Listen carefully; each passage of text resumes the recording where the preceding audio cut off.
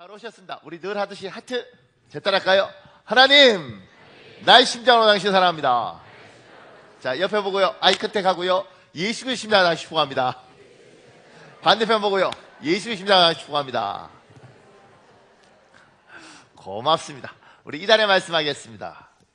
복 있는 사람은 악인들의 꾀를 따르지 아니하며 죄인들의 길에 서지 아니하며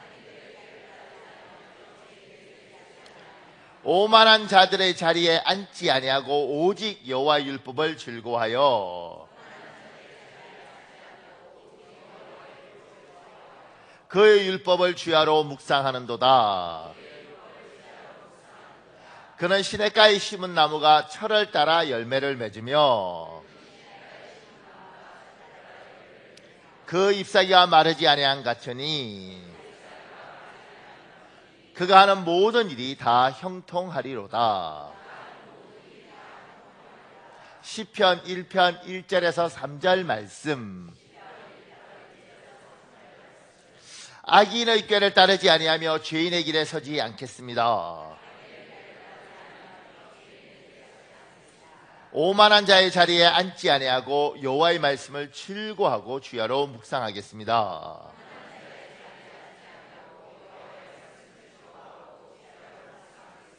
시냇가에 심은 나무처럼 철을 따라 열매를 맺고 잎사귀가 마르지 않게 하옵소서.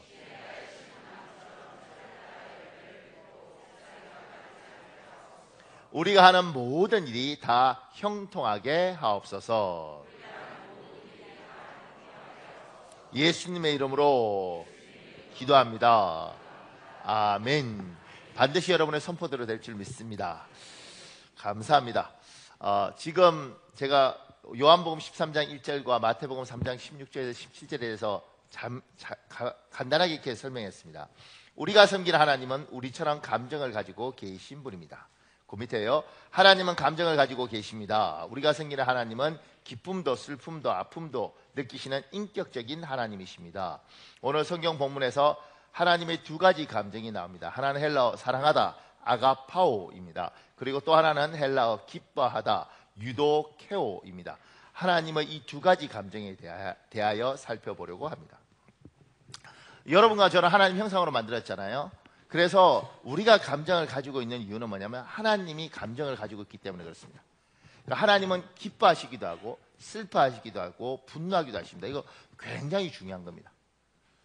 왜냐하면 하나님이 인격적이신 분이고 그분이 감정이 있다는 것들이 막연한 하나님, 그분은 그냥 우리가 뭘 해도 상관없으신 하나님, 그게 아니고 아파도 하고 즐거워하기도 하고 고통스러워도 하시는 우리와 동일한 감정을 가진 하나님이에요. 그러니까 우리하고 똑같은 감정은 아니죠. 왜냐하면 저분은 완전한 감정이고 우리는 약간 망가져 있는 감정이지만 그럼에도 불구하고 하나님의 형상을 따라서 우리도 감정을 가지고 있는 거죠. 그리고 이 감정 중에 두 가지 감정에 대한 이야기를 하려고 하는 거예요. 하나는 사랑한다는 감정과 하나는 기뻐하다는 감정에 대한 이야기를 하려고 하는 겁니다. 여러분, 자기 감정을 정확히 하는 거 굉장히 중요한 겁니다. 예를 들면 청년 시절에 자꾸 저 자매한테 눈이 자꾸 가요. 어느 날 그 자매가 안 보여. 그러니까 이상하게 식은땀이 나고 밥맛이 없고 이러네. 이게 뭘까? 상사병, 짝사랑 이런 거예요. 그러니까 그거 모르니까 왜 기분이 이상하지? 몰라서 그런 거죠. 결혼을 했는데 내 남편이 자꾸 지나가는 여자를 이렇게 자꾸 봐요. 뭔지 모르겠지만 남편이 지나가는 여자를 볼 때마다 마음이 여기가 이상해. 기분이 왜 내 기분이 이상할까? 그때 누가 정리를 해주는 거죠. 질투. 자기 감정을 정확히 하는 건 필요해요. 그러니까 사람들이 자기가 지금 느끼는 감정이 뭔지 잘 모르는 거죠. 특히 우리처럼 아직 유교 문화가 남아있어서 감정을 자꾸 눌러놓는 민족은 자기 감정에 대해서 정확하게 이렇게 분석이 안 되는 경우가 많습니다. 그러니까 자기 감정이 정확히 어떤 상태인지, 화가 나는지, 분노하는지, 슬퍼하는지 알 필요가 있어요. 또 하나는 내 감정에 대해서 충실할 필요가 있습니다. 지금 이제 현대에 우울증 많잖아요. 우울증을 치료하는 가장 좋은 방법은 사랑해 주는 거라 그래요. 사랑해 주는 거. 그러니까 우리 엄마가 우울하다. 왜냐하면 네가 사랑을 안 해줘서 그래. 우리 아빠가 우울하다. 왜냐하면 네가 사랑을 안 해줘서 그래. 제가요 제가 원래 화를 잘 안 내는데 화가 나는 경우가 있는데, 이게 제 아내하고 둘이 이렇게 가다가 그 고등학교 애들 중에 이제 교복 입고 남자 여자 애들 둘이, 요새는 정말 애들이 그렇게 정이 있게 있어요. 정이 있게 남자 여자 애들이 막 이렇게 막 몸 비벼 가면서 이렇게 걸어 다닐 때, 그 중에서 여자애가 예쁘게 화장하고 남자 옆에서 막 애교 떨고 막 이럴 때 막 제가 막 분노해요. 그러면 제 아내가 옆에 있는데 막 분노하면서 제가 항상 이렇게 말하거든요. 제가 돈 한번 벌어봤겠어. 지 아빠가 사준 돈 가지고 그 교복 입고 그걸로 누주 바르고 그걸로 머리 말고 그걸로 손톱 아트해서 저놈한테 웃고 있잖아. 지 아빠한테 웃겠어. 막 내가 지 아빠한테 옷 사준 지 아빠한테는 안 웃고 저 논팽이한테 막 이렇게 막 분노하면 제 아내가 그럽니다. 딸도 없는데 왜 분노를 하냐고. 아니, 당신 딸이 있으면 분노를 하면 이해가 가지. 딸도 없는 게 그런 일이 있을지도 않을 텐데 왜 분노하냐고 이래요. 근데 제가 그런 부분에서 막 분노하죠. 근데 딸이 또는 아들이 엄마한테 아빠한테 조금이라도 이 남자, 왜 난 남자를 논팽이라고 표현할까? 하여튼 기분 나빠. 근데 이런 남자, 또 이 여자한테는 정성을 조금이라도 자기 부모한테 했으면 부모들이 치유가 됐을 거예요. 그죠? 아빠 오늘 또 돈 벌러 가세요. 저 위에서 돈 번다고 고생 많으세요. 아빠 덕분에 제가 이 좋은 교복 입는데 아빠 힘내세요. 간빠라 뭐 이렇게 뭐 하면 얼마나 힘이 나겠어. 아빠 출근한다? 네. 아빠 회사 갔다 왔는데? 네. 이러니까 안 생기던 병도 생기죠. 그러니까 우리가 사랑에 대해서 이제 지금 애들은 좀 무덤덤한데, 사랑한다는 걸 표현해주고 그리고 드러내고, 이건 하나님 주신 소중한 감정이고 그걸 잘 드러내는 건 지금 시대에 굉장히 필요하고, 이건 부부 사이도 표현합니다. 저 같은 경우 이제 주일날 아침에 이렇게 밥 먹고 나올 때 여보 심심한데 우리 뽀뽀를 한번 이렇게 하면 또 뽀뽀를 해요. 그런데 뭐 나는 뭐 그냥 날마다 행복해 살겠어 용기와 힘을 내고 결단을 하고 그러면서 서로 용기를 내는 거죠. 이렇게 그러고 힘내서. 그러니까 이런 것들이, 또 제가 그 집에 가면 저는 남자애만 셋이잖아요. 등치도 얼마나 좋은지 몰라요. 그런데 이 아이들을 이렇게 안아주는 거죠. 이렇게. 특히 고등학교 1학년짜리 땀 냄새 나는 아들 안는 것이 힘듭니다. 그렇게 아니에요. 고등학교 1학년 여자의 딸을 안는 거에 행복하겠지. 그렇지만 고등학교 1학년 남자의 시커먼 애를 안는 건 힘들어요. 그래도 안아주면 이게 이제 얘는 아빠의 사랑을 확신하는 거죠. 이렇게 노력하는 거, 그렇게 사는 거죠. 그러니까 하나님이 우리에게 소중한 감정을 주셨고 이 감정에 대해서 잘 알고 그 감정을 표현하는 건 굉장히 소중한 겁니다. 근데 하나님이 우리에게 가진 두 가지 감정이 있는데, 제가 2번에 개정했습니다. 하나님은 자기 사람을 사랑하십니다. 이거 당연한 말이지 않겠습니까? 그 밑에 이렇게 적어놨습니다. 사람도 사랑을 합니다. 하나님도 사랑을 합니다. 그런데 이 두 사랑에는 큰 차이가 있습니다. 우리가 성경에서 말하는 사랑이 좀 다른 게, 하나님도 사랑을 하고 하나님의 감정이 있죠. 우리도 하나님처럼 감정이 있어서 사랑을 합니다. 근데 하나님의 사랑과 우리의 사랑은 달라요. 차이도 많습니다. 그 밑에요. 하나님의 사랑은 하나님이 먼저 우리를 사랑하셨습니다. 밑에 또 이렇게 적어놨습니다. 사람의 사랑은 내가 저쪽을 먼저 사랑할 수도 있고 저쪽이 나를 먼저 사랑할 수 있습니다. 제가 재밌는 건요, 부부끼리 따로따로 있을 때 혹시 누가 먼저 프로포즈 했어요? 그러면 남자는 대부분 여자가 먼저 했다고 그래요. 여자가 있을 때 물어보면 대부분 남자가 했다고 그래요. 둘이 있을 때 물어보면 대답 못하는 쪽이 거짓말한 겁니다. 제가요 바보처럼 제가 청년 때 저희 담당 전도사님 있었는데, 전도사님 잘생겼습니다. 키도 크고. 전도사님한테 전도사님 누가 먼저 프로포즈 했어요? 전도사님 당연히 우리 사모가 했지 그러더라고요. 그러니까 잘생겼고 키도 크고 저는 당연히 그렇게 믿었어요. 그리고 왜냐하면 그 사모님이 약간 이렇게 자유롭게 생기셨어요. 난 너무 솔직해, 난 너무 정직해. 그리고 그런데 이제 사모님하고 이야기하니까 전도사님이 먼저 프로포즈를 했다는 거예요. 자기가 전도사님보다 3살이나 많대요. 그러니까 그 말이 신빙성이 있어요. 왜냐하면 자유롭게 생겼는데 3살 많은 누나한테 쫓아다녀서 결혼할 가능성이 없고 여기 한 것 같아. 그런데 그걸 확인하고 싶잖아요. 그래서 엘리베이터 탔는데 두 분이 있더라고. 그래서 제가 물었죠. 누가 먼저 프로포즈 했어요? 갑자기 전도사님이 흑빛이 되면서 가만히 있다고. 아, 이분이 먼저 프로포즈 해줬구나. 그런데 왜 나한테 거짓말을 하냐고. 그러니까 바깥에 나가면 누가 먼저 사랑했는지 부부끼리라도 자존심 싸움을 하는 거예요. 근데 하나님은 자존심 싸움을 하지 않아요. 하나님은 분명히 이야기합니다. 하나님은 뭐라고 이야기하냐면 제 밑에 이렇게 적어놨습니다. 그런데 하나님의 사랑은 우리가 그분을 알기도 전에 그분이 먼저 우리를 사랑하셨습니다. 이걸 에베소서 1장 4절에서 5절에 설명합니다. 여러분 읽으십시오. 에베소서 1장 4절에서 5절 시작.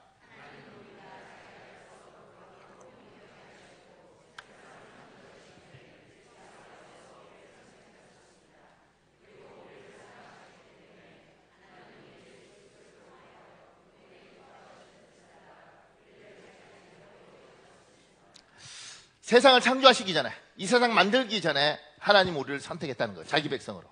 그리고 그분이 우리를 자녀로 예정하셨다는 거예요. 그러니까 하나님이 남자 여자끼리 결혼해서 20년 살면서도 서로 네가 먼저 사랑 고백했니, 내가 먼저 사랑 고백했니 자존심 싸움 하는데 그 고백 안 하는 거예요. 하나님 이야기하는 거예요. 내가 너 먼저 사랑했다 이렇게 이야기하는 거예요. 이 세상 만들기 전에, 세상이 지어지기도 전에, 네가 너희 엄마 뱃속에 있기도 전에 내가 너를 선택했고, 내가 너를 사랑했고, 내가 너를 예정했다 이렇게 이야기하는 겁니다. 여러분, 이게 믿어지는 복이 있길 예수님 이름으로 축복합니다. 이게 믿어지셔야 됩니다. 그러니까 우리들 중에 내가 지금 예수 믿으러 교회 왔지? 왜 오늘 이 자리에 이렇게 있느냐? 그랬을 때 우리는 이렇게 말하죠. 하나님이 당신을 이 세상 창조하기 전에 선택하셨습니다. 당신을 자기 자녀로 선택하셨고 예정하셨습니다. 우리는 이렇게 이야기를 합니다. 그런 생각 안 들어요? 어쩌다가 내가 여기에 와서 앉아있나? 이 생각 안 드십니까? 저는요, 여러분은 어떤지 모르지만 제가 가장 놀라는 건 내가 어쩌다가 목사가 됐나? 이렇게. 제가 이 자리에 이렇게 있는 게 너무 놀랄 때가 많습니다.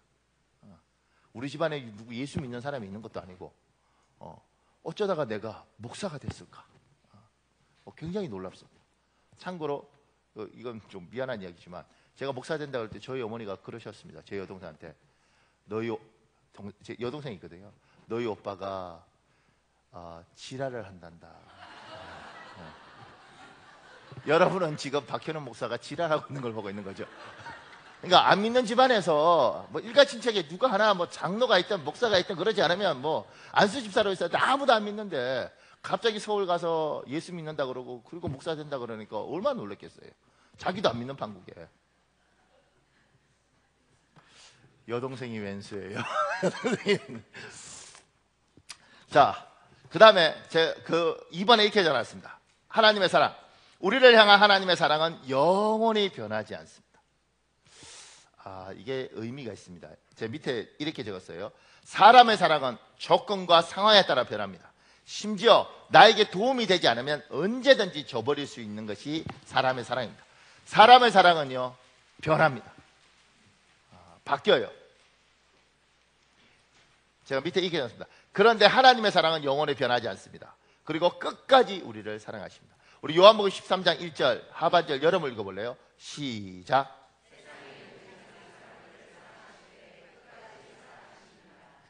사람의 사랑은 변하는데 하나님의 사랑은 변하지 않아요. 끝까지 사랑하신다는 거죠. 제 밑에 이렇게 적어놨습니다. 사람의 사랑 중에 하나님의 사랑을 가장 많이 닮은 사랑은 부모의 자식 사랑입니다. 그러나 부모의 자식 사랑도 상황이 극도로 힘겨울 때는 멈출 수밖에 없습니다. 이것이 사람이 가진 사랑의 한계입니다. 보세요. 제가 밑에 어떤 글을 가져왔는데 소록도에서 목회 활동을 하는 K 목사 앞에 1년이 넘어 보이는 노인이 다가와 섰다. 저를 이 섬에서 살게 해 주실 수 없습니까? 노인의 요청에 K 목사는 당황한 표정을 지었다. 노인이 말을 이었다. 저에게는 모두 10명의 자녀가 있었지요. 그중 한 아이가 문둥병에 걸렸습니다. 지금으로부터 약 40년 전 그 아이가 11살 때였지요. 발병 사실을 알았을 때 우리가 할 수 있는 행동은 그 아이를 다른 가족이나 동네로부터 격리시키는 것이었습니다. 소록도에 나환자촌이 있다는 말만 듣고 우리 부자는 어느 늦여름 길을 떠났습니다. 그때만 해도 교통이 매우 불편해서 서울을 떠나 소록도까지 오는 여정은 멀고도 힘든 길이었죠. 문제는 소록도에 다 왔을 때 일어났습니다. 배를 타러 몰려던 사람들 중에 눈썹이 빠지거나 손가락이며 코가 달아난 문둥병 환자를 정면으로 보게 된 것입니다. 그들을 만나자 아직은 멀쩡한 내 아들을 소록도에 선뜻 맡길 수가 없었습니다. 머뭇거리다가 배를 놓치고만 저는 마주 서 있는 아들에게 제 신경을 이야기했지요. 고맙게도 아이가 이해해 주더군요. 저런 모습으로 살아서 뭐하겠니? 몹쓸 운명이려니 생각하고 차라리 너하고 나하고 함께 죽는 길을 택하자. 우리는 나루터를 돌아 아무도 없는 바닷가로 갔습니다. 신발을 벗어놓고 물속으로 들어가는데 갑자기 아들 녀석이 문둥이가 된 건 난데 왜 아버지까지 죽어야 하느냐며 자기 혼자 죽을 테니 어서 나가라고 떠밉디다. 떠미는 아들 녀석을 보는 순간 나는 그만 그 애를 와락 껴안고 말았습니다. 그 후 아들은 소록도로 들어가고 나는 서울로 돌아와 서로 잊은 채 정신없는 세월을 보냈습니다. 9명의 아이들이 자라서 대학을 나오고 결혼을 하고 손자 손녀를 낳고 얼마 전에 큰아들이 시골의 땅을 다 팔아서 함께 올라와 살자고 하기에 그렇게 했습니다. 처음 아들네 집은 편했습니다. 그런데 어느 날인가 드디어 큰아이가 입을 엽디다. 큰아들만 아들이냐고요. 그날로 말없이 짐을 꾸렸죠. 그런데 사정은 그 후로도 마찬가지였습니다. 둘째, 셋째, 넷째. 허탈한 심정으로 예전에 살던 시골집에 왔을 때 문득 40년 전에 헤어진 그 아이가 생각나는 겁니다. 다시 또 먼 길을 떠나 그 아이를 찾았을 때 그 아이는 이미 아이가 아니었습니다. 쉰이 넘은 데다 그동안 겪은 병고로 인해 나보다 더 늙어 보이는, 그러나 눈빛만은 예전과 다름없이 투명하고 맑은 내 아들이 울면서 반기는 것이었습니다. 나를 껴안으며 이렇게 말했지요. 아버지를 한시도 잊은 날이 없습니다. 아버지를 다시 만나게 해달라고 40년이나 기도해 왔는데 이제야 기도가 응답되었군요. 나는 흐르는 눈물을 닦을 여유도 없이 물었죠. 자식이 문둥병에 걸렸다고 무정하게 내다버리고 한 번도 찾지 않은 애비를 원망하고 저주해도 모자랄 텐데 무얼 그리 기다렸냐고. 그러자 아들은 이렇게 말하는 것이었습니다. 여기 와서 예수 그리스도를 믿게 되었는데 그 이후로 모든 것을 용서하게 되었노라고. 예수 그리스도의 사랑이 비참한 운명까지 감사하게 만들었노라고. 그러면서 그는 다시 한번 자기의 기도가 응답된 것에 감사하는 것이었습니다. 나는 그때 다짐했습니다. 예수 그리스도 그분이 누구인지는 모르지만 내 아들을 변화시킨 분이라면 나 또한 마음을 다해 받아들이겠나라고 다짐했습니다. 목사님, 이제 내 아들은 병이 완쾌되어 여기 엄성나완 저촌에 살고 있습니다. 그 애는 내가 여기 와서 함께 살아주기를 간절히 원하고 있습니다. 나는 그에게 잃어버린 40년을 보상해 주어야 합니다. 함께 있어 주는 것만으로도 그에게 도움이 된다면 나는 기꺼이 그런 요청을 받아들일 작정입니다. 그러니 제발 목사님, 저를 여기에서 살게 해 주십시오. 자식을 사랑해도 부모 사랑이 정말 위대하죠. 그런데 그래도 결국 상황이 힘들면 자식을 버리죠.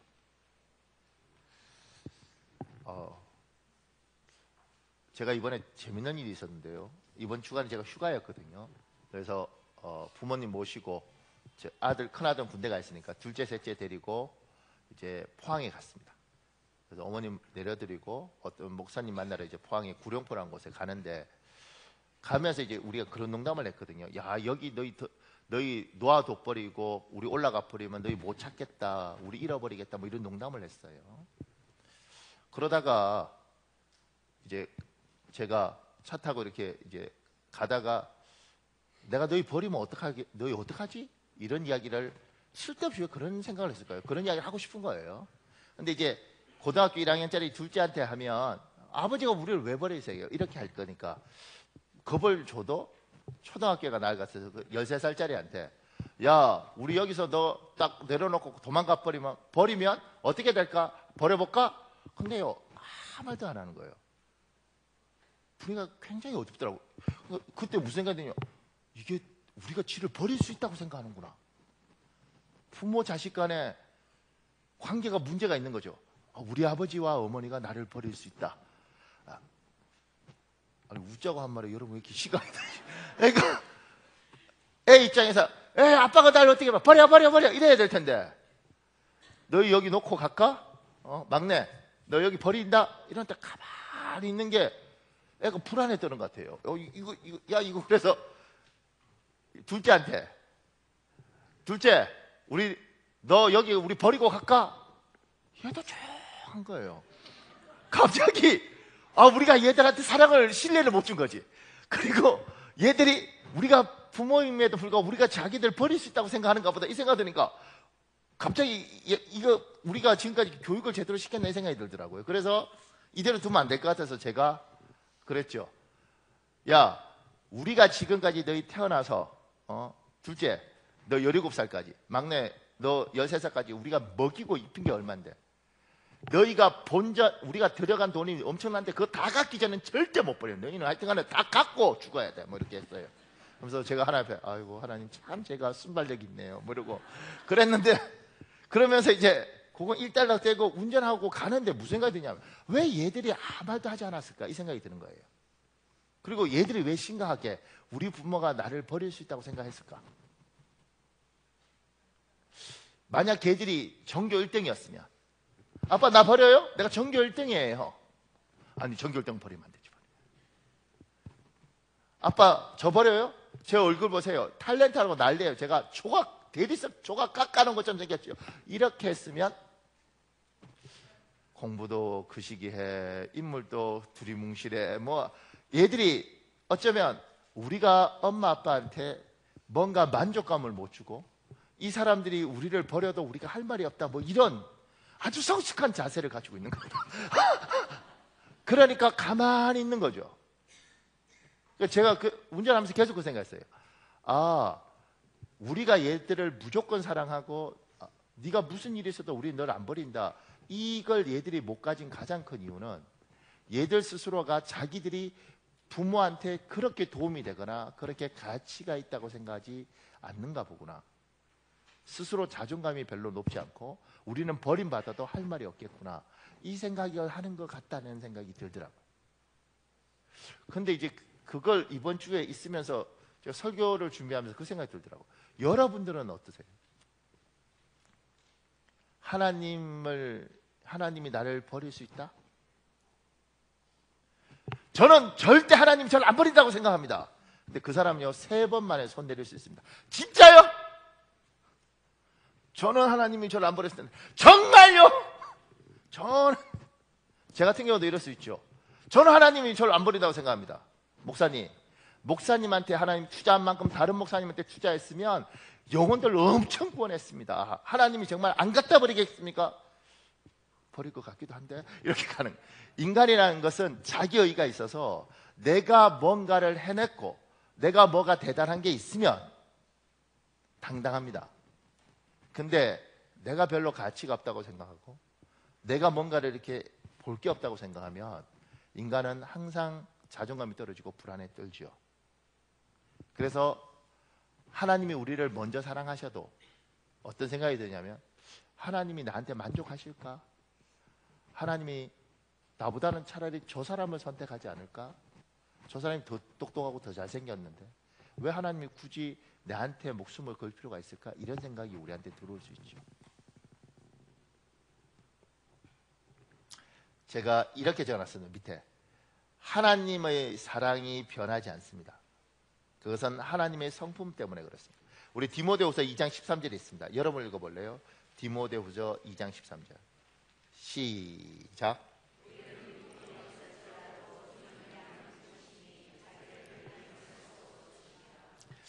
이게 미쁘다는 말이 우리가 지금 세대는 이해가 잘 안 가잖아요. 그러니까 신실하다 이런 것이고요. 일양이라는 것은 뭐 늘 항상 이런 뜻입니다. 근데 제가 이게 이 성경 번역을 좋아하는 것이 하나님은 일양 미쁘시니 늘 한결같이 그분은 변함이 없다는 거예요. 하나님이 왜 우리를 사랑하고 그 사랑이 한 우리를 버리지 않는다고 이야기하냐면 우리 기독교는 이렇게 믿잖아요. 한번 예수를 믿으면 주님 우리를 버리지 않는다. 근데 그 근거를 나에게 찾는 사람들이 있죠. 목사님 제가요 하나님 앞에 11조를 이만큼 하고요, 목사님 제가 영혼을 1년에 300명씩 전도하고요, 하나님이 저를 정말 제가 하나님 앞에 충성하고, 이렇게 자기한테 근거를 찾는 사람들이 있습니다. 근데 그 사람이 전도를 못하고, 그 사람이 헌금이 떨어지고, 그 사람이 옛날에 봉사 많이 했는데 봉사 못하면 어느 순간이가 하나님이 나를 별로 안 좋아하시는 것 같아, 버림받을 수도 있지 않을까, 이렇게 가요.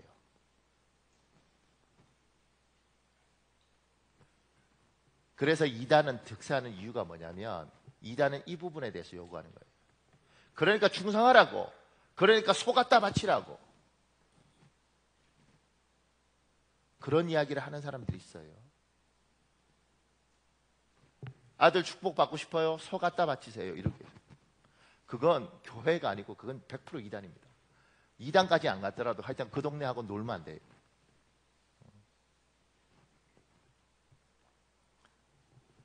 왜 흔들리냐면 내 의의를 가지고 하나님 앞에 쓰기 때문에 흔들리는 겁니다.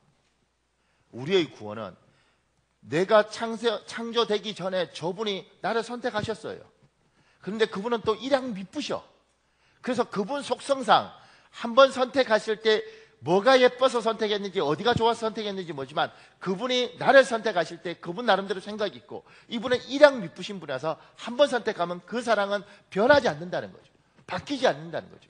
여러분과 내가 이 땅을 살면서 부부 사이에도 좋을 때 좋다가 어느 날이니까 병들면 부부도 버리잖아요.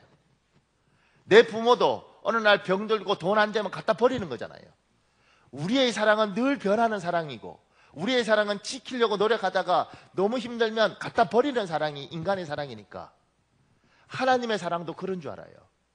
근데 저분은 우리 때문이 아니라 저분의 속성이, 저분이 가진 속성이 뭐냐면 일양 미쁘신 속성 때문에, 나는 한 번 선택한 사람에 대해서는 나는 변함없이 사랑한다.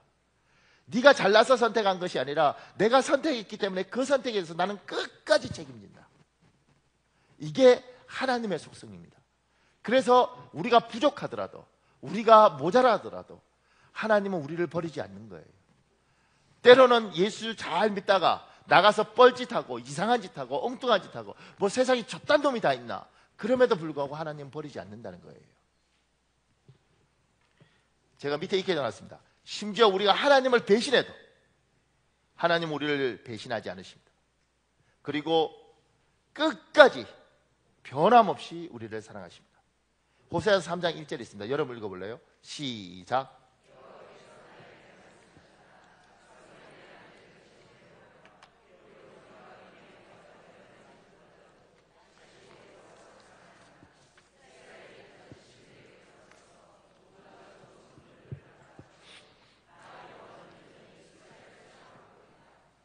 구약의 호세아 선지자가 나옵니다.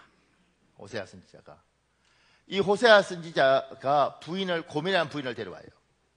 근데 이 부인이 원래 바람기가 있는 여자라서, 바람기 정도가 아니고 원래 몸 팔던 여자라서, 갔다가 찾아오면 또 가서 딴짓하고, 또 찾아오면 또 가서 딴짓합니다. 심지어 아이를 셋을 낳았는데 이 셋 다 이야기하기를 호세아의 자식이 아니라 나가서 데려온 자식일 수 있다, 이렇게 이야기를 해요. 근데 하나님은 호세아에게 뭐라고 이야기하면 가서 찾아와라 이런다고요. 호세아 입장에서 이럴 수 있을 것 같아요. 하나님, 미치겠어요. 내가 선지자입니다. 깨끗하게 살아도 시원찮을 사람 저거 잘라버리고 내가 살아야 되는데, 어떻게 저게 나가서 창녀를 데려왔는데 그것도 나가서 또 바람을 피고, 그리고 애도 넣고 그걸 또 데려왔는데 또 나갔는데 저걸 어떻게 그렇게 3번씩 찾아오라 그러십니까? 하나님이 요구하시는 거죠. 내가 이스라엘을 그렇게 사랑한다. 쟤들이 날 배신해도 나는 저들을 배신하지 않는다. 저들이 나를 버려도 나는 저들을 버리지 않는다. 그게 호세아서가 하는 이야기예요. 성경에 사사기가 있습니다. 성경 공부하셔야 됩니다. 사사기가 있습니다. 사사기는요, 7번을 이스라엘 백성이 하나님을 버려요. 하나님은 7번을 찾아와서 자기 백성으로 만들어요.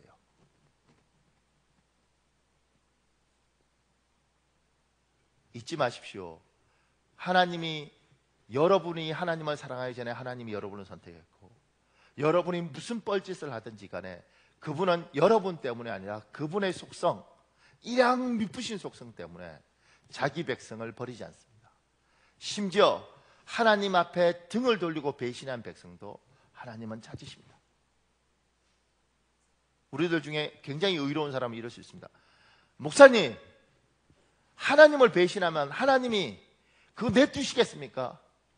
자기 백성은, 하나님이 선택한 백성은 하나님이 절대 포기하지 않고 버리지 않습니다. 목사님, 가룟 유다를 보세요. 목사님, 사울 왕을 보세요. 하나님이 선택한 자기 백성은 뭐라 그래요? 오늘 요한복음에 자기 사람을 끝까지 사랑하는 거예요. 자기 사람 아닌 거예요. 가룟 유다는 3년을 예수 그리스도와 같이 있었지만 하나님의 백성이 아닌 거예요. 여러분 하나님의 백성이라면, 하나님이 여러분을 선택했다는 것이 믿어진다면 하나님은 여러분 버리지 않습니다. 이게 흔들리시면 안 됩니다. 그래서 제가 같이 찬송을 한 곡 부르려고 우리 목사님한테 부탁한 게 있거든요. 이 찬송이 오늘 제가 한 이야기하고 굉장히 맞는 것 같아요. 찬송하고 제가 설교 좀 더 하겠습니다.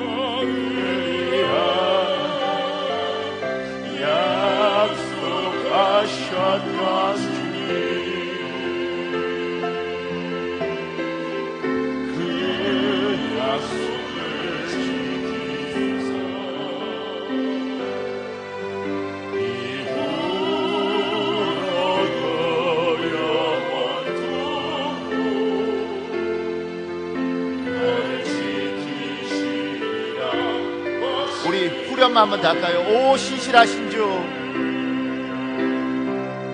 오 신실하신 주, 오 신실하신 주, 내 너를 떠나지도 않으리라. 내 너를 버리지도 않으리라. 약속하셨던 주님, 그 약속을 지키소서. 이후로도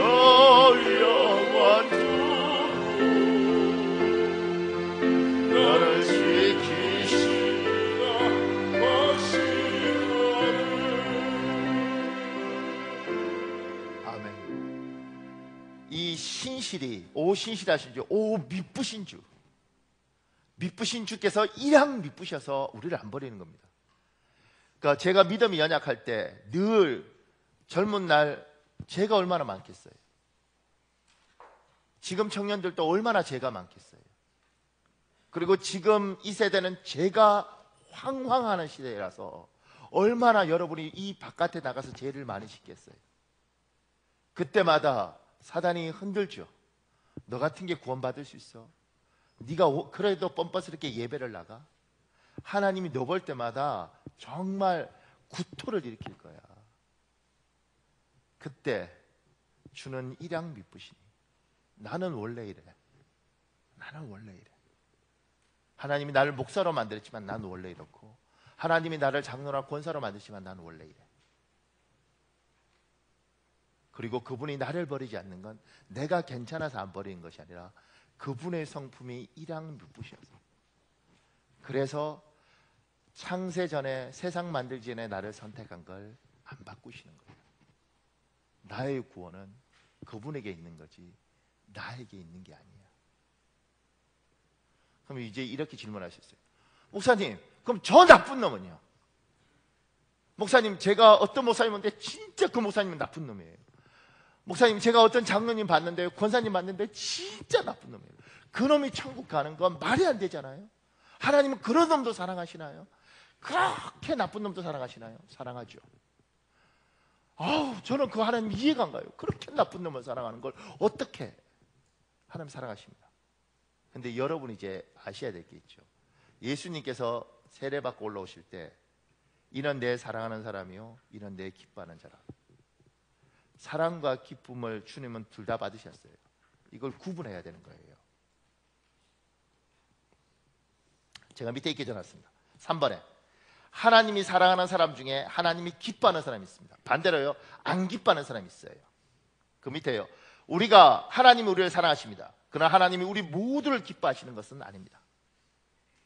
하나님 우리 모두를 사랑하죠. 이 자리에 있는 우리 모두를 사랑하십니다. 근데 우리 모두를 기뻐하시는 것은 아닙니다. 보세요. 이건 이제 우리나라 초대교회, 우리나라에 복음이 들어왔을 때 있었던 일이에요. 제1회 동로회에서 전라대리회에서는, 이게 이제 뭐 목사님들 모임이에요. 금산교회 장로 2명을 가택 청원하였다. 이 청원이 허락되자 그 금산교회에서는 당회장 최의덕 선교사의 사회로 공동회의가 개최되고 장로 투표를 실시하였다. 근데 모두들 조덕삼 영수가 먼저 장로가 되리라고 생각했었지만 상황은 달랐다. 생각지도 않았던 마부 이자익 영수가 그만 장로로 피택되는 사건이 벌어지고 말았다.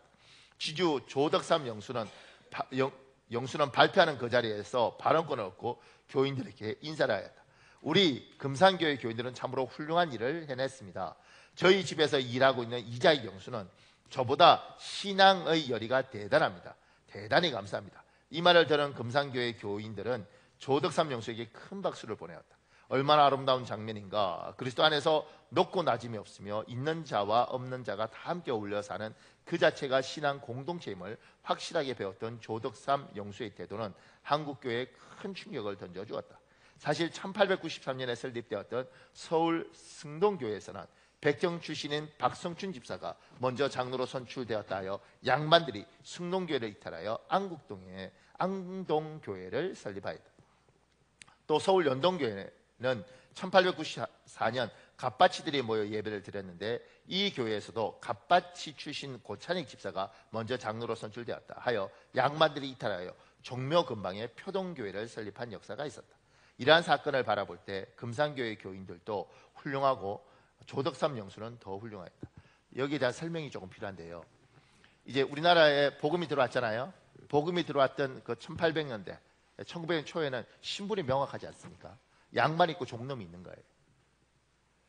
그래서 서울 승동교회 같은 경우에는 이제 백정들이 다니는 교회인데, 교회는 백정들이 있든 말든 간에 양반하고 백정하고 같이 예배를 드리는데 장로 투표를 한 거예요.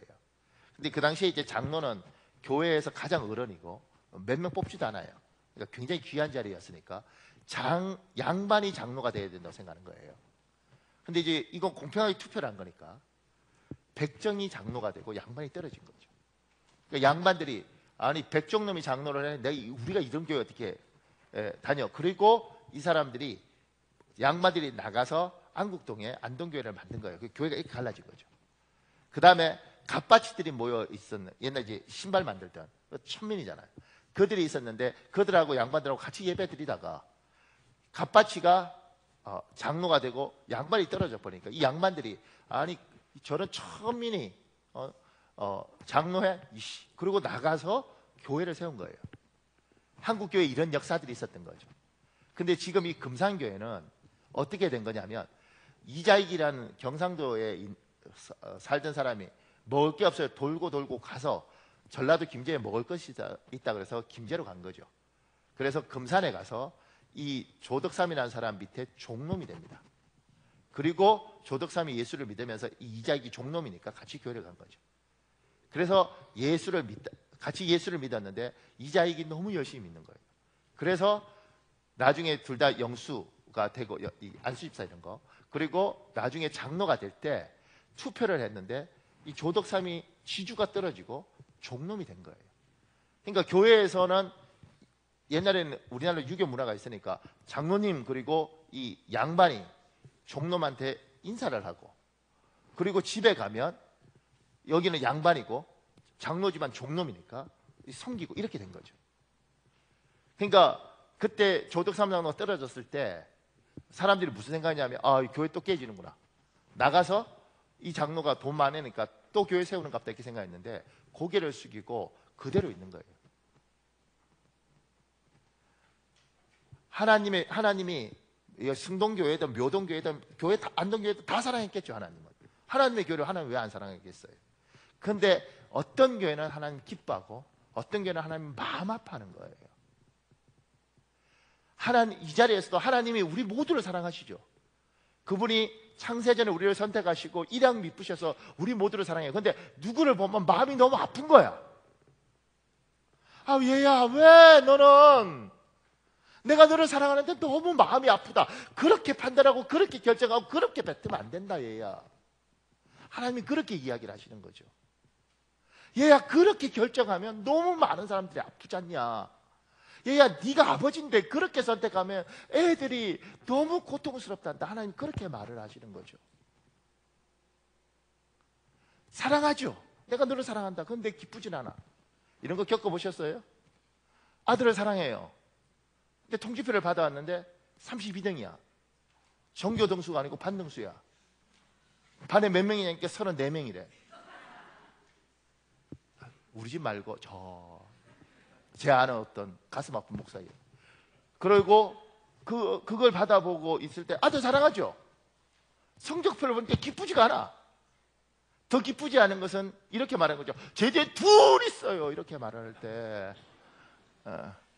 안 기뻐. 그러니까 사랑하는 거하고 기뻐하는 거하고는 다르다는 거예요. 우리 그리스도인들이 잊지 말아야 될 건 하나님은 우리 모두를 사랑하시죠. 자기 백성을 왜 안 사랑하겠어요? 그런데 하나님이 기뻐하지 않은 행동을 하는 교회, 기뻐하지 않은 행동을 하는 목사님, 기뻐하지 않은 행동을 하는 집사님, 기뻐하지 않은 행동을 하는 아버지, 엄마, 딸 이렇게 있다는 거지. 그러니까 여기에서 하나님이 날 사랑하시니까 이렇게 가면 안 되고요. 하나님이 날 사랑하시면 내가 저분에게 어떻게 해야지 기쁜 사람이 될 것인가. 부모들은 자식 키워보면 알잖아요. 보면 너무너무 기쁜 아들이 있어, 기쁜 딸이 있어. 아이고 우리 딸, 아이고 우리 아들. 그런데 어떤 건 사랑하는데 볼 때마다 어떻게, 쟤 어떡하냐. 아픈 사람이 있잖아요. 제가 기뻐하는 것에 대한 두 가지. 그러니까 이제 여러분이 생각할 때 헌금 많이 하고 예배 열심히 드리고 기도하면 기뻐하시겠죠. 근데 그거 말고요. 오늘 두 가지 이야기를 하고 싶은데, 한 가지만 말하다 끝날 수도 있습니다. 그럼 그냥 그렇게 끝내겠습니다. 제가 이렇게 전했습니다. 상한 심령을 하나님 앞에 오롯이 내놓는 사람을 하나님은 사랑하실 뿐만 아니라 기뻐하십니다. 이게 좀 다르죠. 이게 뭘까? 우리 시편 156편 16절 17절이 있습니다. 시편 151편 16절 17절. 제가 16절 읽을 테니까 여러분 17절 읽으십시오. 주께서는 제사를 기뻐하지 아니하시며 그렇지 아니하면 내가 드렸을 것이라. 주는 번제를 기뻐하지 아니하시나니.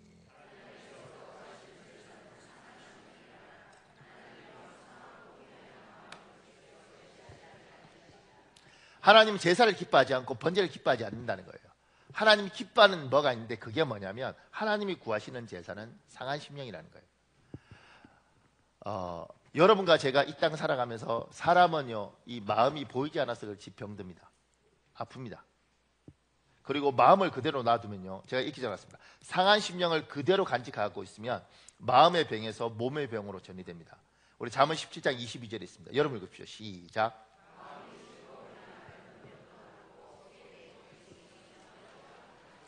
사람이 마음에 근심과 아픔을 계속 있으면 반드시 몸이 상합니다. 그래서 인간은 어떻게 움직이냐면 마음이 상하면 이 상한 걸 풀기 위해서 노력을 해요.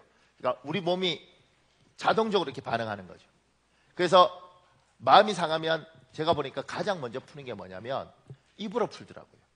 제가 처음 사회생활 할 때, 직장생활 할 때 저는 아무것도 모르잖아요. 그냥 공부만 하다가 직장생활 처음 했는데 제 상사가 운전을 이렇게 하다가 차가 앞에 딱 끼어들었어요. 그러니까 그러더라고요. 그 사람이, 제가 그런 게야. 그 사람이 이 자식이 내가 저 새끼 저걸 내가 죽여버려 이러더라고. 나는요 엄청 놀랐어요. 진짜 나 앞에 사람 죽는 줄 알았어. 맨날 차 끼어들 때마다 죽인다 이 자식이, 저게 한 번 더 이게 뭐 엎어버리고 이러는데 엎지도 않고 가서 뭐라 그러지도 않더라고. 그냥 차 안에 있는 내한테만 막. 난 처음에는 이해가 안 갔어요. 아니 엎든가 죽이든가 아무 짓도 안 해. 그냥 말로만 내가 졌다는 걸 옛날에 뭐 다 옛날 이야기하고 그래.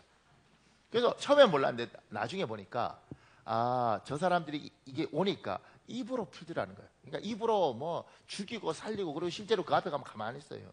근데 왜냐하면 살라고 입으로 푸는 거죠. 요게 살라고 입으로 푸는데 맑은 정신을 못 푸는 사람은 술을 먹더라고. 술 먹고 풀어. 이게 주정이더군요. 술주정. 그래서 그렇게 술로 풀고 입으로 풀고 또 사람 만나서 수다 떨면서 풀면서 어떻게든 인간은 살려고 노력하더라는 거예요. 근데 하나님은 자기 백성이 자기에게 와서 이걸 토로하기를 원합니다. 요게요, 부모가 되면 요걸 알 수 있어요. 이제 사춘기쯤 되고 고등학생쯤 되고 이럴 때 애 딱 표정을 보니까 뭐가 안 좋아요. 묻죠. 야, 뭐 안 좋아? 말해봐. 뭐가 안 좋아? 뭐 안 좋아? 그러면 이제 눈치 보고 있잖아요. 난 이해가 안 가. 내가 밥 주고 내가 옷 사입히고 내가 왜 눈치를 봐야 돼? 왜 이렇게 내가 이게 왜 이렇게 살아야 되지? 그런데 학교 갔다 왔는데 보니까 표정이 안 좋아요. 야, 뭐 학교 무슨 일 있어? 아니에요. 말해봐. 학교 무슨 일? 학원 갈 거예요. 학원 갔다 왔는데요, 표정이. 그러면 나중에요, 미칩니다, 부모가. 다음 날 아침에 일어나는데 인상 팍 쓰고 일어나서, 야, 왜? 무슨 일이야? 그냥 맞이기지 마세요. 이렇게 하면. 여러분 애들은 다 착한갑죠? 그러니까 애가 자기 마음을 알려면 부모는 정말 힘이 들더라고. 근데 애가 와서 아버지 사실은요 엄마 제 남자친구가요 이렇게 조달조달 이야기하면 남자친구가요 조달조달 이야기하면 그놈 찾아서 막 어떻게 해보고 싶지만 그럼에도 불구하고 다 털어놓으니까 학교 선생님이요 그러면 이게 편해지더라고요. 근데 이게 하나님도 똑같은 거죠. 하나님은 자기 사람들이 하나님 앞에 내 이야기를 하는 거죠. 하나님 제가요 마음이요 상황이요 하나님 너무 힘이 든데 이걸 하나님 앞에 이야기하러 왔어요. 하나님 앞에 제가 말을 해야지 살 것 같아요. 사람한테 말하고 술 퍼먹고 술 주정하고 그렇게 하고 싶지 않고요. 하나님 앞에 이야기하고 싶어서 왔어요. 우리 사무엘상 1장 10절에서 15절에 있습니다. 제가 이렇게 적어놨습니다. 상한 심령을 하나님께 진실로 토로할 때 하나님의 놀라운 능력을 경험하게 됩니다. 제가 사무엘상 1장 10절을 읽을 테니까 여러분이 15절, 16절을 읽으십시오. 한나가 마음이 괴로워서 여호와께 기도하고 통곡하며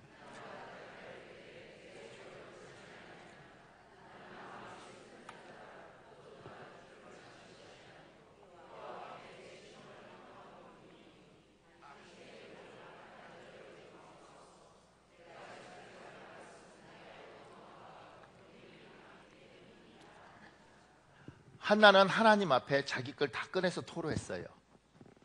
여러분 지금 우린 예배하잖아요. 예배는 하나님 앞에 서서 하나님을 만나는 시간이잖아요. 근데 여러분과 제가 예배하면서 하나님 앞에서 내 솔직한 감정을 가지고 예배하는가? 내가 힘들면 하나님 앞에 힘들다고 이야기. 우리 교회는 통성기도를 허락하잖아요. 통성기도 허락 안 하는 교회도 있다고요. 왜 그러냐면 하나님 앞에 진실하라고 이야기를 하는 거예요. 한국 교회가 이렇게 힘이 없는 줄 아십니까? 성도들이 맑은 정신으로 교회에 가서 자기 심령을 딱 지키고 맑은 정신으로 예배를 드려요. 좋네. 예수님 믿으면 복 받구나. 알았어요. 그리고 와요. 하나님하고 감정적으로 소통하거나 하나님 앞에 내 마음을 토로하는 게 아니고 딱 자기 지키고 알아서 자기가 생각하고 정리하고 판단하고 이렇게 와요. 그러니까 설교도 자꾸 건드리는 거 싫어. 그냥 본문 말아서 딱 설명하고 시비 걸지 마세요. 이렇게. 제가 설교할 때 가장 놀라는 게 뭐냐면 누가 한번 그런 이야기 하더라고요. 왜 목사님 자꾸 저를 울리세요? 이래. 내가 언제 네 보고 울라 그랬나? 제가 울리는 게 아니고 하나님 앞에 마음을 열면요. 제가 이제 기도를 이렇게 생각해 봤는데 여자들, 남자들은 어쩔지 모르겠고요. 여자들 중에 시집가서 한 10년 동안 정말 진짜 복잡한 집안에 가서 시어머니한테 시달리고 시동생한테 시달리고 그 다음에 남편은 속썩이고 자식 속썩이고 아주 죽을 것 같은데 친정엄마한테 말하면 잠 못 잘 것 같아서 참고 10년을 살고 정말 힘들게 살다가 10년 만에 이제 조금 살만해서 친정 와서 엄마 딱 봤을 때 딸, 엄마 저는 그게 하나님 만날 때 우리 심정이 아닐까 하는 생각을 해봤어요. 처음으로 무장해제하는 거지. 여기서 살기 위해서 독하게 이악 물고 어떻게든 살아남으려고 그러다가 하나님 앞에 친정엄마 앞에 엄마 나 진짜 힘들었다. 엄마 나 다 깨버리고 싶었는데 그래도 내가 잘 이겨냈다. 엄마 내가 얼마나 힘들었냐면 그 이야기 하는 게 저는 하나님 앞에 섰을 때 우리 기도의 모습 중에 하나라고 생각합니다. 성도가 예배 시간에 와서 여러분 여기 와서 하나님 만나야 되지 않겠습니까? 하나님이 내한테 하는 이야기 들어야 되지 않겠습니까? 하나님 살려주십시오. 살고 싶습니다. 살라고 왔습니다. 근데 하나님 예배하고 기도할 때마다 자꾸 눈에 눈물이 나는데 사람들이 날 보면 저 여자는 무엇을 한이 많아서 울까? 저 집안은 무슨 문제가 많아서 울까? 이렇게 생각할까 봐 하나님 내 감정 다 눌러놓고 내가 참고 이악 물고 예배드리면서 예배가 어떨 땐 너무 고통스럽습니다. 그때 제가 그러죠. 그냥 우세요. 하나님 앞에 그냥 우세요. 그리고 아플 때 아프다 그러세요. 하나님 진짜 아픕니다. 진짜 힘듭니다. 그리고 하나님 앞에 이야기하세요. 제가 밑에 이렇게 해놨습니다. 우리가 질문하면 하나님 응답하십니다. 우리가 기도하면 하나님은 반응하십니다. 여러분 제 따라 해볼래요? 우리가 질문하면 하나님 응답하십니다. 우리가 기도하면 하나님은 반응하십니다. 한 번 더요. 우리가 질문하면 하나님은 응답하십니다. 우리가 기도하면 하나님은 반응하십니다. 하나님은 살아계시죠. 그래서 자기 새끼가 살려달라면 반응하시는 겁니다. 우리가 하나님 앞에 도와달라면 그분은 그 부분에서 그냥 잊지 못하시는 겁니다. 그래서 하나님 앞에 이야기하는 거죠. 하나님 살려주십시오. 하나님 도와주십시오. 하나님 살고 싶어서 왔습니다. 하나님 어떻게 해야 됩니까? 그리고 그분 앞에 내가 진실하게 마음을 열 때 그분이 만나주시는 거죠. 제가 예수 믿은 지 한 30년 되는 것 같아요. 딱 30년 아직 안 됐는데 그 30년이 훅 가는 것 같아요. 미안합니다. 저보다 연세 많은 분들 많은데. 그래서 그 생각했어요. 처음 예수를 믿었을 때 살라고 믿었죠. 살라고. 정말 살고 싶었어요. 그리고 그때 하나님께서 약속하셨던 것 같아요. 내가 널 도와주겠다. 그 약속 붙들고 30년 온 거예요. 처음에는 예수 믿으면 금방 풀리는 줄 알았어요. 그래서 미쳐서 삼각산 가서 기도하고 교회에서 맨날 새벽 기도하고 금식하고 그랬어요. 왜냐하면 예수 믿으면 그냥 길이 열릴 줄 알고. 근데 고생 많이 했거든요. 저도. 그런데 지금 돌아보니 30년이 훅 가고 그 힘든 시간 동안 그래도 기도하고 하나님 붙들고 왔는데 어느 날 이렇게 돌아보니까 30년 동안 잊은 것도 너무 많고 저는 기도하고 까먹은 것도 많은데 하나님은 일양 미쁘시고 신실한 하나님은 그 30년 동안 참 많은 것들을 해오셨더라고요. 하나님 앞에 힘들 때마다 부르짖고 하나님 살려주십시오. 그러면서 눈 떠보니까 5년 지나고 그리고 눈 떠보니까 10년 지나고 그리고 15년 지나고 근데 어느 날인가 하나님이 내가 너한테 약속했지. 그리고 나 약속 지켰다. 이제 네가 나한테 지킬 차례다. 이런 이야기 하실 것 같아요. 근데 그동안 그러면서 들은 성경 구절 하나가 뭐냐면 하나님은 심지가 굳건한 자의 평강의 평강으로 채우시라니. 심지가 굳건한 사람.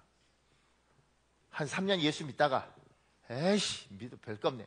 나가서 딴짓하다가 그래도 믿으면 뭐 되는가?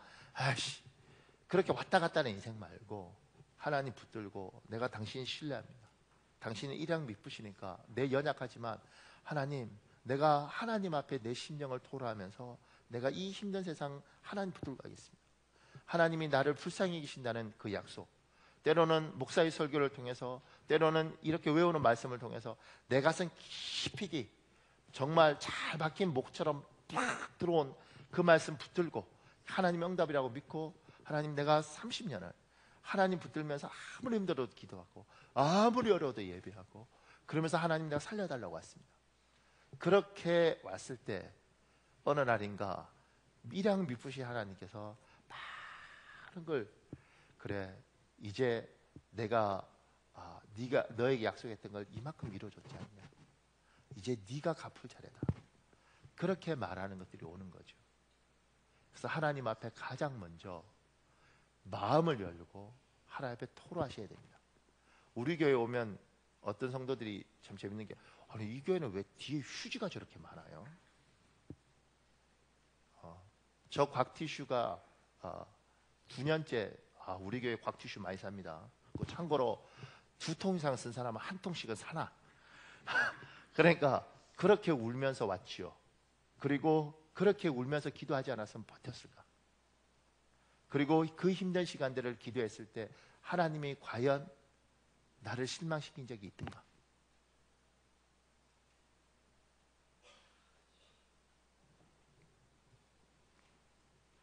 우리가 질문하면 하나님 응답하십니다. 우리가 기도하면 하나님 반응하십니다.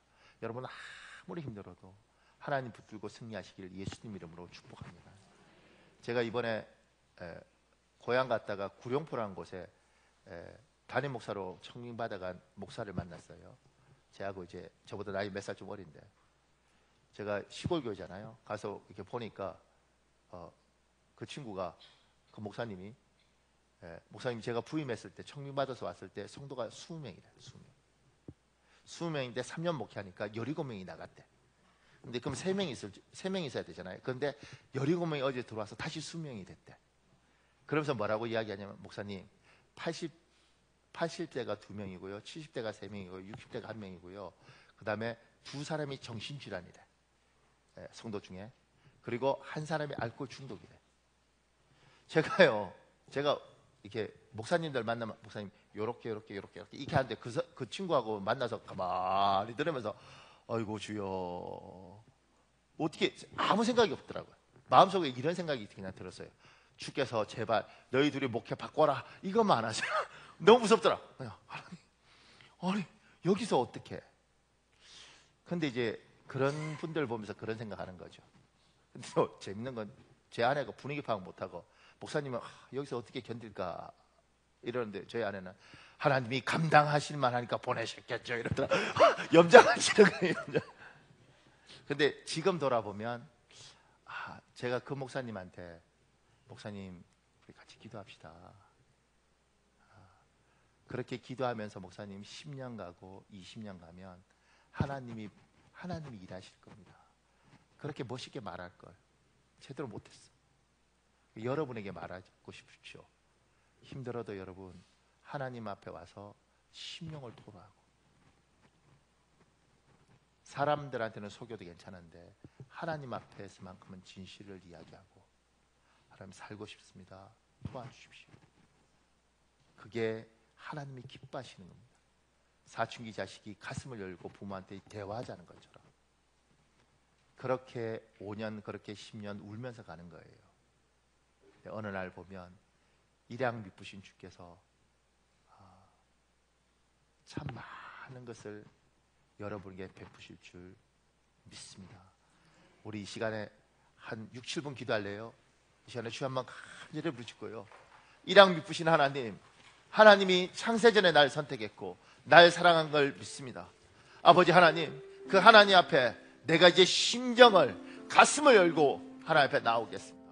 일양 미쁘신 주님, 내 기도를 들으시고 아버지 응답하여 주시옵소서. 우리 주여 한번 간절히 부르짖고 이 시간에 통성으로 기도하겠습니다. 주여